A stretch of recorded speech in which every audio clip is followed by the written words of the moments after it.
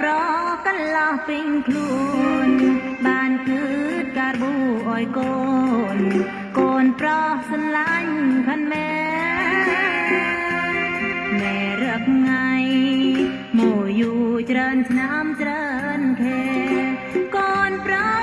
សខានម៉ែបានប៊ូសងគុណម្នាយម៉ែឃើញបងប្អូនចាប់កូនក៏សំទើបភ្នែកខានម៉ែវាស្រង់កូនប្រុសម៉ែបានអាស្រ័យម៉ែឈូជាកូនប្រុសបានប៊ូអើយម្នាយម៉ែអើឃើញកូនបានថ្ងៃប៊ូសងគុណម្នាយថ្ងៃឡើកូនបានប៊ូម៉ែអើឡើងស្រទើបភ្នែ